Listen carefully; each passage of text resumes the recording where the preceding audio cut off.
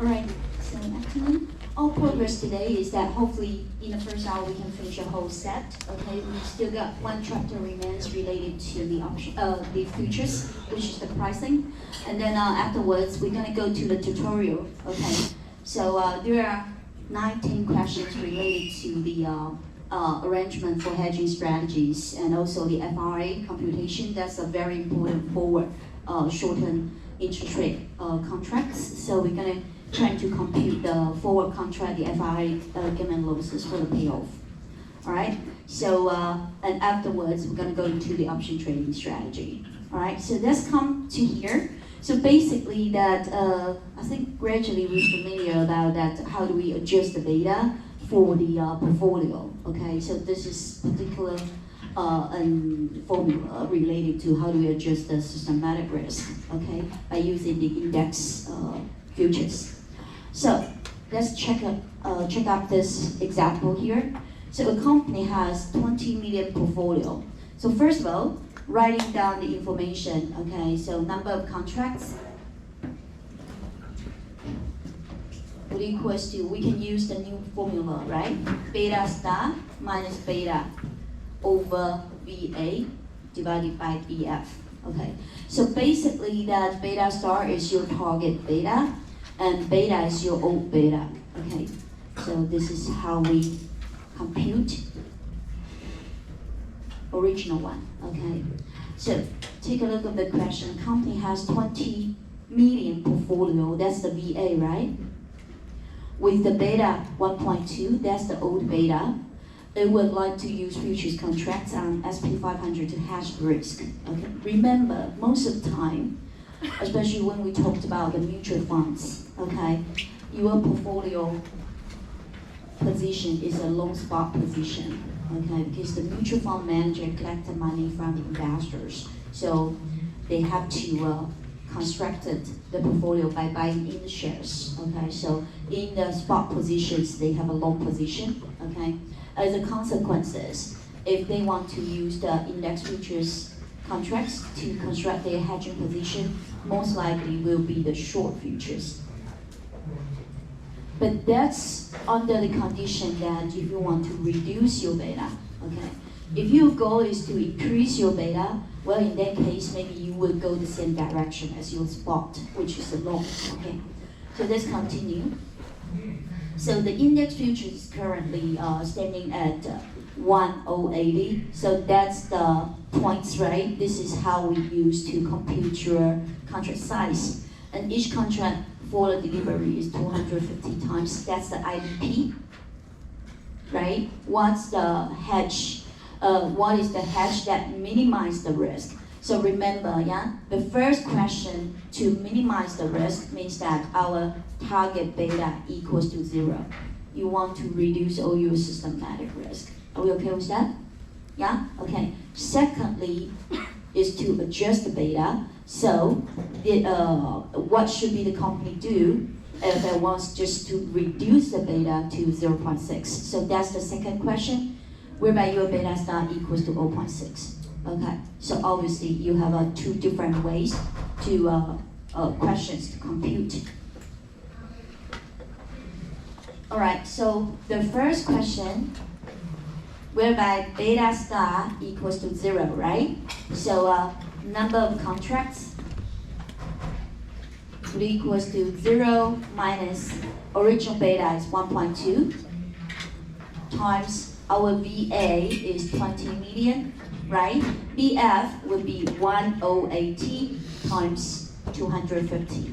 Okay, that's how we come up with the contract size. Okay, so as a consequences, you will figure out should be minus, okay, because 0 minus 1.2 is negative, so minus 88.9. Then in the same time, you can do a round up or round down, it's more close to a 4 number, so minus 89. Then you might, if you use this modified formula, and then you figure out that the sign is minus, that means short, okay? It tells you directly what position you're standing. If that's negative, that's short. If that's positive, that's long. Are you okay with that? Okay. Question 2, similar. but this time our beta star equals to 0.6, right? So number of contracts would equals to 0.6 minus 1.2. The rest are the same, right? VA over VF, okay? So you figure out that the number of contract is more than less, minus 44.44. Again, you can run up or run down, okay, to minus 44 over minus 45. Okay, but remember, yeah, if you go on to short only 44 or 45 contract, you're not fully hedged, okay? Just manage to reduce your data to 0.6. Are we okay with that? Okay, so to reduce your portfolio from active, because originally when your beta is 1.2, remember that means active portfolio, right? And now your new beta becomes 0.6, so your portfolio is less risky. Are we okay with that? More passive? Okay, so in the market very volatile, maybe you want to use this to adjust the level of your systematic risk. So that's a good, yeah, okay. Next slide, likewise, okay, to give you the same computation so you can practice yourself, okay. Here, the first formula was the original formula without adjusting the beta star, okay. So if you use the original formula, you have to pay attention about whether you stand at long or short position. Most of the time, because we have a long in your portfolio, and then your derivatives position, futures position is short. Okay, so if I were you, the formula whereby you adjust the beta using the beta star is better. Okay, so this one, the sign directly tells you whether you should long or short. Are we okay with this? Yeah? Okay, that's okay.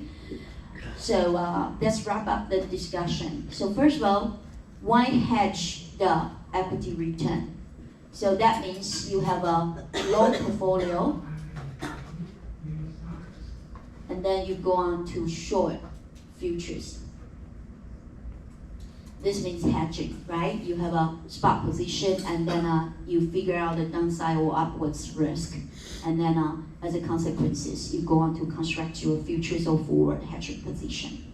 Okay, so this mutual fund manager may want to out of the market for a while. Hedging avoids the cost of selling and repurchasing portfolio, because throughout the hedging strategy, you can change the beta, right? To reduce systematic risk. That's very important, okay? Without totally clear up your position in the spot, all right? Secondly, suppose stocks in your portfolio have an average beta of 1.0. That means the index tracking, remember? So originally your portfolio has the same performance as the market index, okay?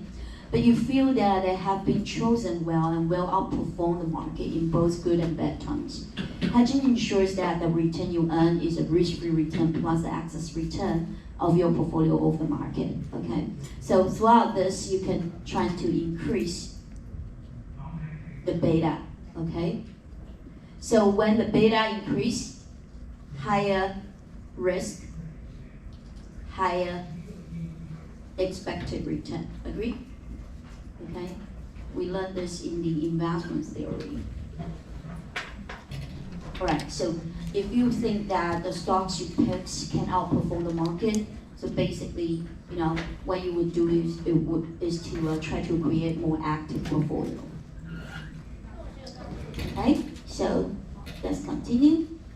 So what is stack and row? That means, you know, remember, all the derivative contracts will expire sometime, right? It has some maturity dates. And also all this derivatives contract maturity is rapidly not very long, within 1 year, okay? But what about if your hedging horizon is longer than 1 year? In that case, you have to extend it to your hedging periods, right? Okay, so stack and row basically is the rolling over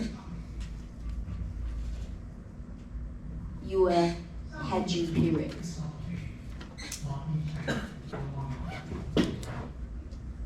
Okay, is to extend your hedging periods. Can you guys follow me?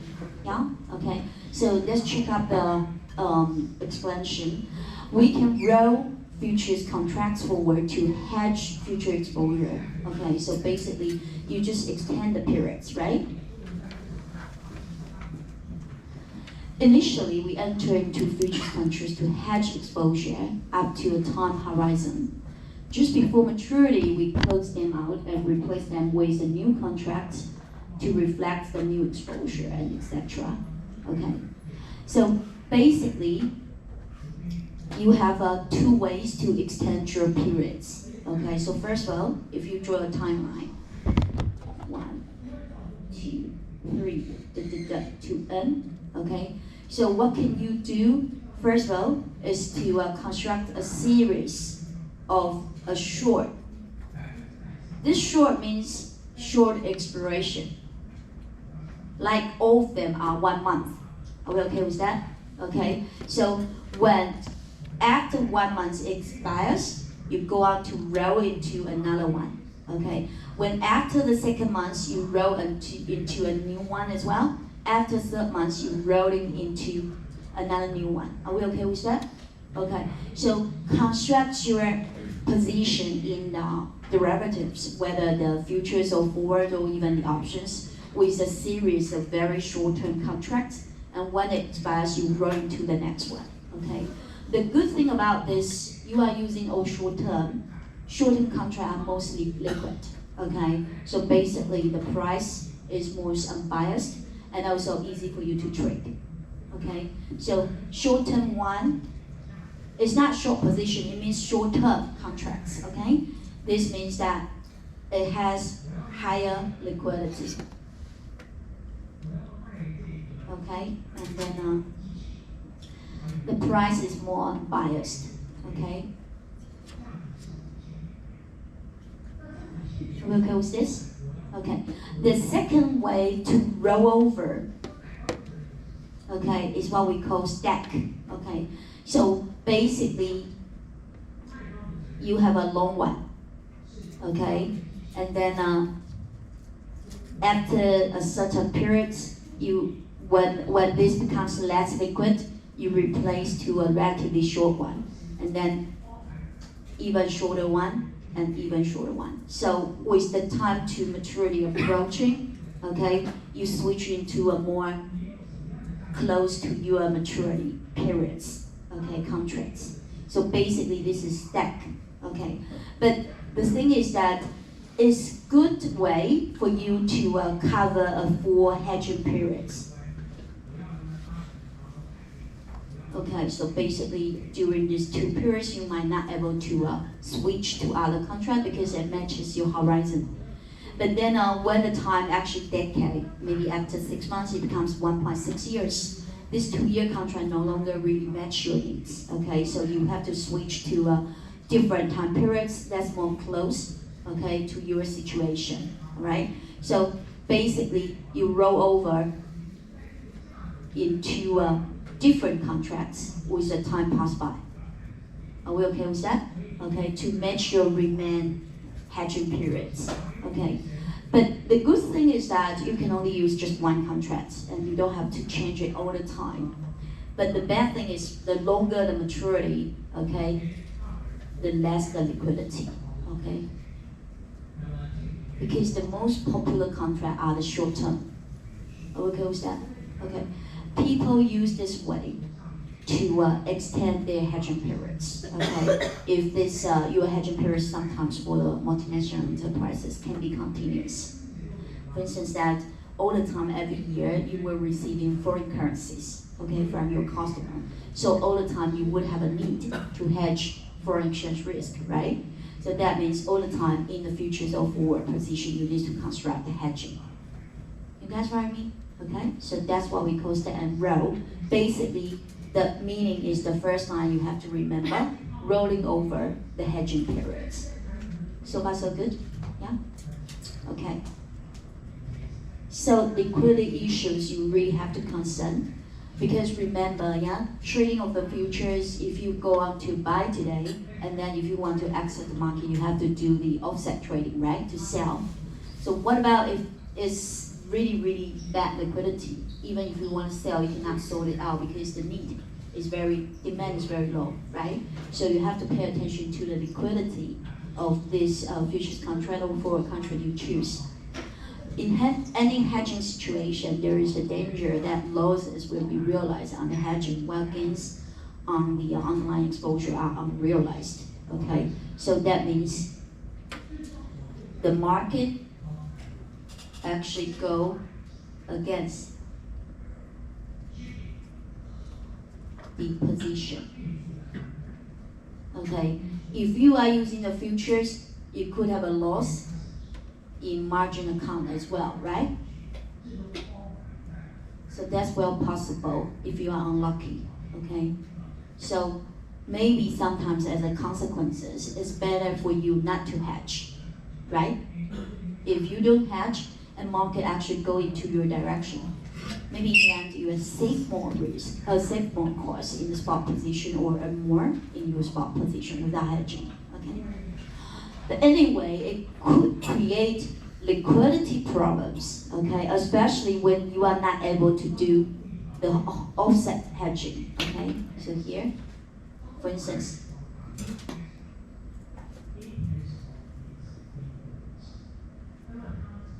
not able to do offset hedging, okay? It's one of the questions as well, okay? So there are 2 points. They actually reduce, instead of reduce risk, actually enhance the risk, even if you're hedging. First of all, the market go against your hedging position. Secondly, you're not able to leave the market, okay? Both of them could create some liquidity problem.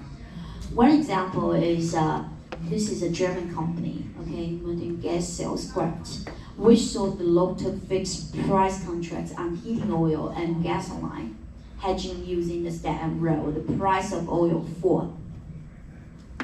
So basically, what they do is that in their spot position,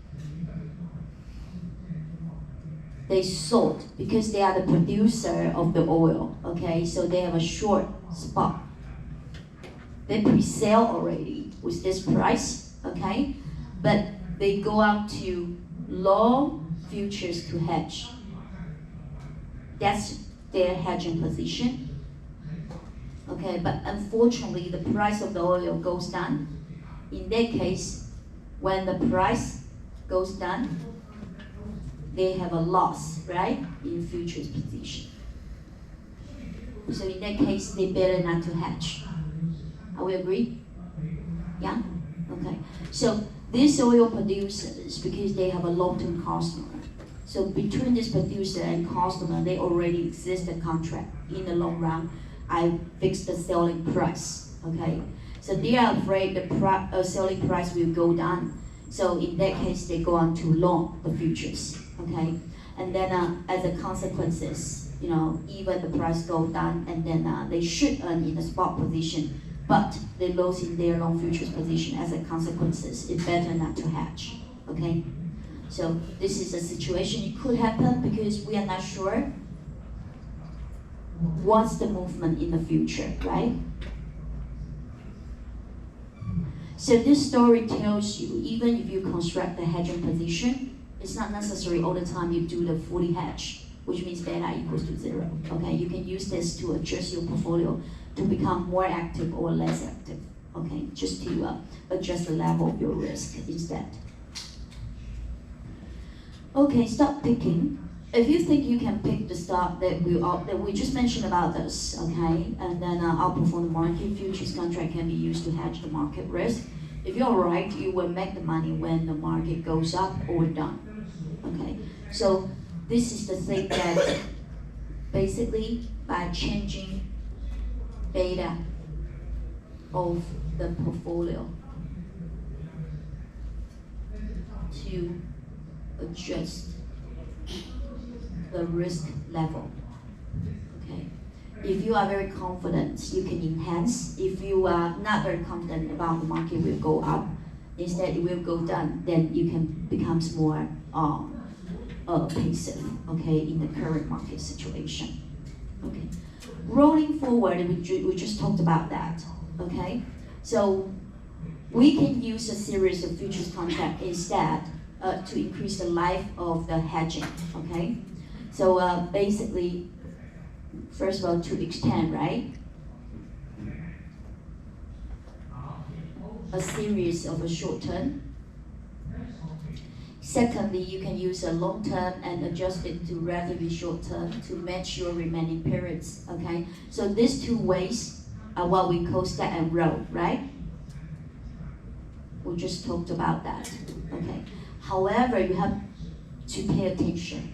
Every time when you roll over to a new contract, this new contract may not be the same as your previous one, right? Okay, for instance, that the price may be different, right?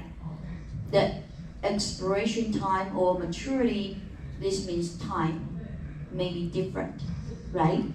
And also, maybe the quantity is different. And then finally, maybe the quality.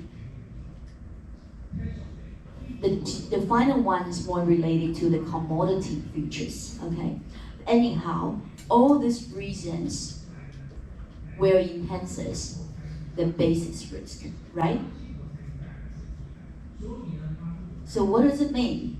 Every time when you switch into a new futures or forward contracts, you have to pay attention to all these risks. It might occur, okay? And then actually brings you more risk compared with without hedging. Okay, so pay attention to here, and then you choose the most appropriate futures contracts. Remember, we adjust the hedge ratio, right? By using the correlation times sigma S over sigma F. Remember? Okay, so this is referring to using this, okay, sigma S over sigma F. That's the hedge ratio. Okay, if the contract of futures is not identical to your contract in the spot. Agree? Are we okay with that? Okay. All right, so if that's all right, let's continue. Okay, so it is July 16, the company has a portfolio of stocks worth 100 million. Again, that's the VA. The beta of the portfolio is 1.2. That's your original beta.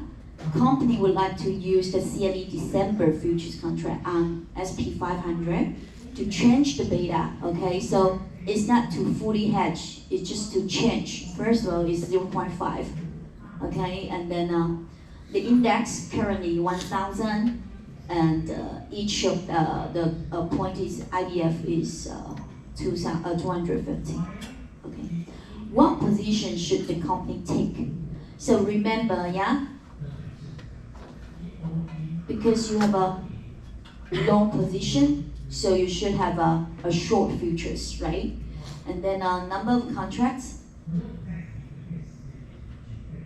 equals to beta star minus beta over VA divided by VF, okay?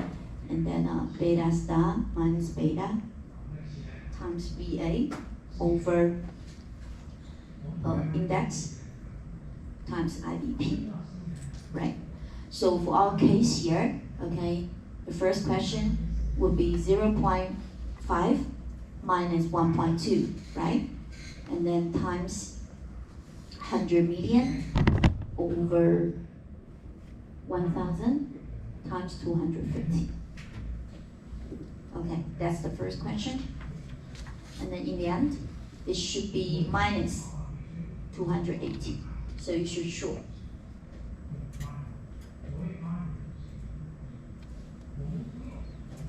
Okay, question B.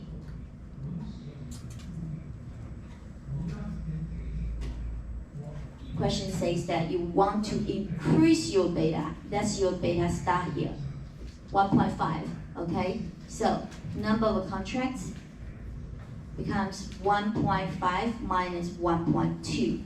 Okay, the rest are the same, 100 million and then 1,000 times 250. Okay, so as a consequences, it becomes a positive figure So you know that you go on to long, okay? To make your portfolio becomes more active.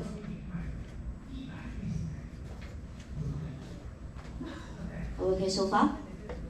Yeah?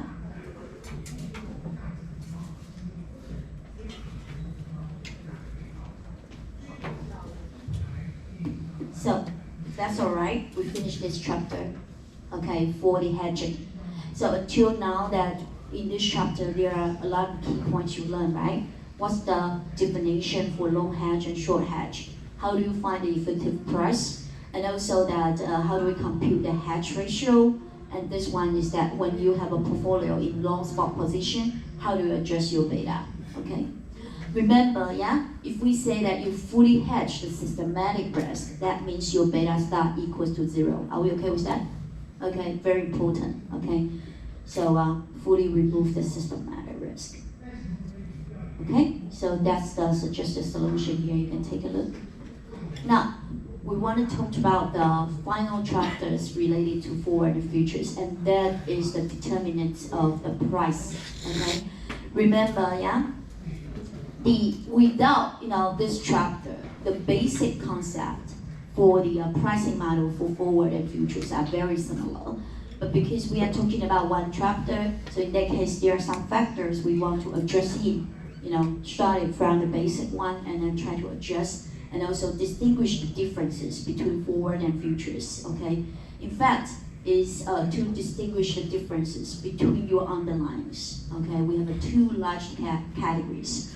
One is consumption asset, the other is the investment asset, okay? They're slightly different in terms of the pricing model. But before we started, okay, the basic concept for the futures price, if you still remember, equals to S0 ERT.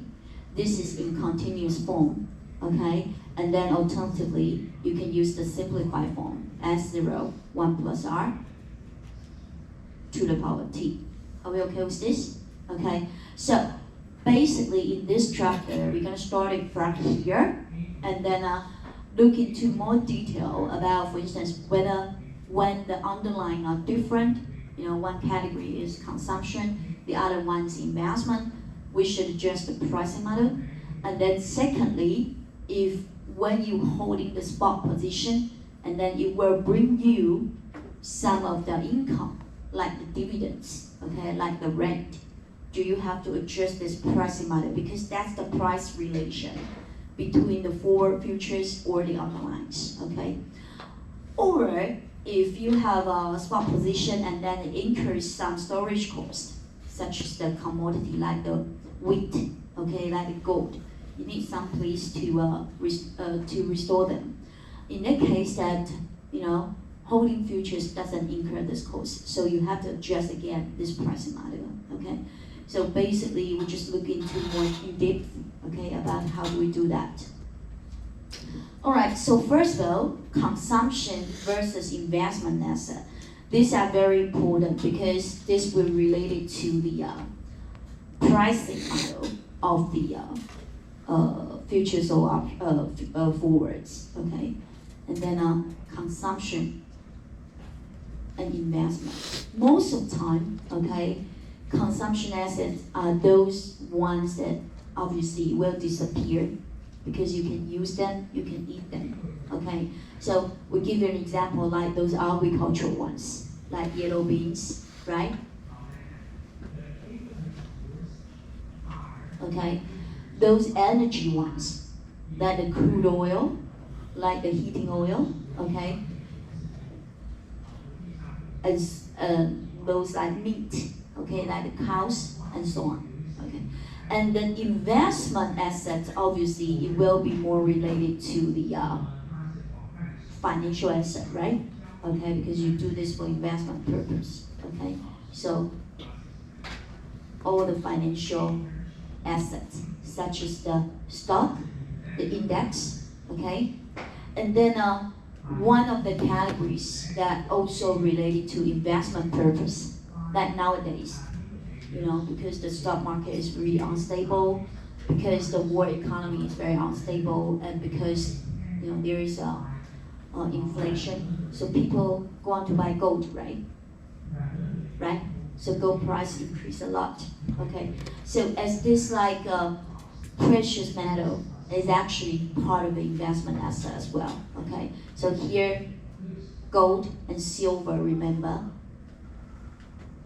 okay, or white gold, they are actually investment asset rather than consumption because you won't eat them, right? Okay, so gold with the physical existence, but you invest them for the investment purpose. So that's a good? Okay.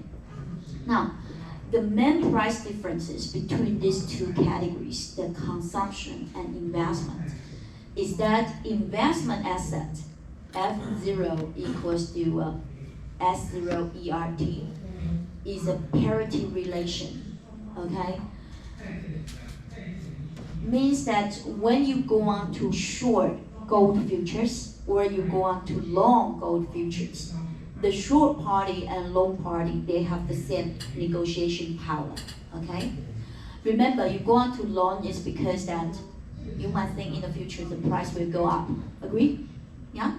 And you go on to short, that means you have the opposite point of view. Okay, these two parties have the same negotiation power.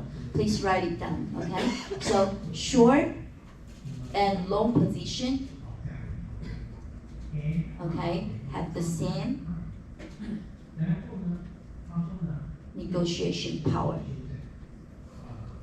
Because of this, okay, the price relation is an equivalent. Equivalent means this one, equal. Okay, so their negotiation power is the same. All right. However, when it comes to consumption asset, it's different. Let me draw the diagram to show you. Do you still remember in the consumption asset, who has a long spot? For instance, if this is a wheat, who is this guy have a long spot position? Wheat farmers, right? Farmers, they have the spot, right? Okay, write it down. Those are the farmers. Okay, so the risk of farmers is when they are afraid the price will go down, right? So in these scenarios, you can go on to construct this farmer's position in the futures. The farmer will go on to short futures. Agree? So we say that this farmer go on to construct a short hedge.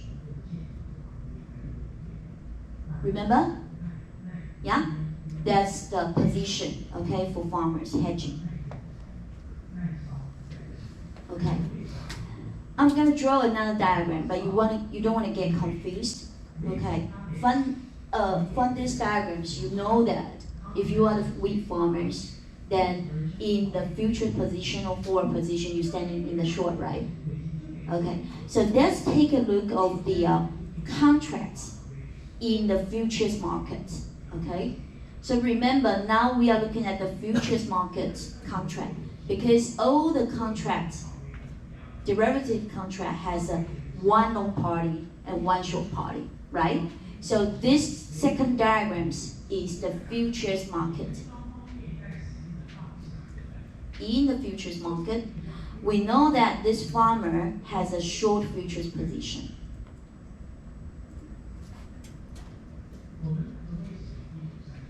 Short futures. This guy is the farmer, right? Agree? Right? We just simply move this line to the short futures line in the futures market. Are we okay with that? Okay, but in order to construct your hedging position, you need somebody to buy from you, right? Agree? Because only make the deal done when somebody will buy this future from you. Are we okay with that? Okay, so the counterparty here, I use another color, is the buyer of this futures contract. This is the long futures. Okay? And then people would go on to long futures. Can be bakery, but most of the time are the investors. Okay. So one thing you want to bear in your mind, if you are the farmer for the yellow bean, if you are the farmer for the wheat, if you're a farmer for the cow, you have need for hedge, right? Because you own all these farms. It must be harvested sometime in this year, right? Maybe in coming August, all your farms will be harvest a lot of wheat. So what does it mean? It means you definitely have a need for hedge, right? You cannot avoid to construct a hedging position. You guys follow me? Okay. Because of that, when you go on to this futures market, then you express your need that I should go on to short the futures because I'm the farmer. Somebody needs to stand in the opposite position with you in order to help you to make the deal done. Okay, if there's no one wants to loan, then you can never short, right? Okay, so in these diagrams, this is the two party in one futures contract. Okay, so here, who has a better negotiation power? Long futures position has a higher negotiation power. Okay? This guy will try to negotiate a lower buy price.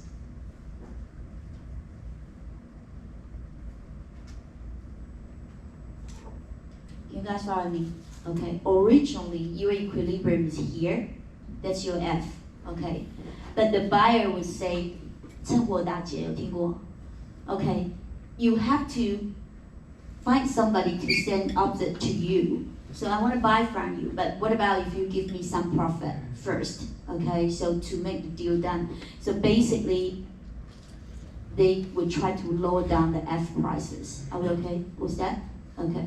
And as a farmer, you would think that I have to short in the first place. So it doesn't matter if I nego a lower price, okay? Because my need is really, I need a hedging position, okay? If you come to here, pay attention. In that case, the futures prices, okay, compared with the theoretical model price will become lower or equal. That's the difference between the investment prices, okay? The buyer in the hedging position most of the time has a better negotiation power with the seller, okay? So buyer F is the price they buy, right? So they would need to buy at the lower prices. So in that case, they can earn a little bit more, okay? And then in that case, they will be willing to be the opposite counterparty to the sellers. Okay, so all this coming from the hedging need of the seller. Okay, so write it down. Hedging need of the seller would agree to sell at lower F. Okay, and then buyer has better negotiation power. You guys follow me? Okay, so just simply a story. If you guys are the farmers, you go to the futures market, say, I want to short the futures, but when nobody is doing that, I will stand up and say, okay, I can be your buyer, okay, but can you give me a little bit profit so I can buy from you at lower prices? Are we okay with that? Okay, but if everybody wants to buy from you, then it become equal as the original equilibrium. Okay, so again, depends on the demand and supply. So far so good? Okay, so this you have to bear in your mind. That's the most significant, okay, differences between the consumption asset and the investment asset for the pricing model, okay? Remember this? Okay, the pricing model for the consumption asset and the investment asset are different, okay? Strictly speaking, right? In the normal investment textbook, will not tell you so many details because it's not derivatives. Okay, only this chapter you really have to distinguish. Okay with that? Yeah? So if that's okay, I'll continue, yeah? Okay, short selling, obviously that's in the spot market. Okay, and then totally different definitions to the short position in the futures market. Okay, so short selling means that selling security you don't own. Basically, you borrow to sell in the first place.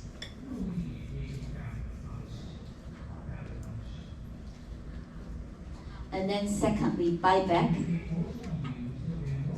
from spot to return. Okay, but basically this is in the spot market trading behavior, not too related to our futures hedging, okay, or futures trading. The textbook put this short selling definition here. It's want to tell you to distinguish the difference, okay, between short selling and short. Okay, as a seller is different. Are you okay with that? But this behavior only happened in the spot position rather than the futures position. In the futures position, you just simply short, okay, and then you'll be the seller of these futures. Are we okay with this? Yeah? Okay. Now, let's turn to the typical. Okay, so short selling that if you borrow share to sell, okay, when you return the shares to the original owner, you also have to return the dividend that you receive during this period, okay, because it doesn't belong to you. Okay, so that's just by the regulation. All right, let's take a look at the valuation. Okay, so those are some terms in your pricing model. Actually, we know all this already. Okay, so first of all, writing down the pricing model in a continuous term, F0 equals to S0 ERT. Alternatively, equals to S0, 1 plus R to the power T in the discrete time, okay? So S0 is the spot price today, futures price or forward price we forecast today is F0, okay? And then T is the maturity, right? 到期日, okay? Remember, yeah, in the basic pricing model, the R we are using is assuming that's related to the risk-free rate because that's the fundamental market rates, okay? Later in the end, that you would be able to adjust your risk level, okay, by using different required rate of return. But in that case, it might alter the relation between F and S0 ERT. Okay, we will discuss that in the final part of this chapter. Okay, so here remember the R is referring to risk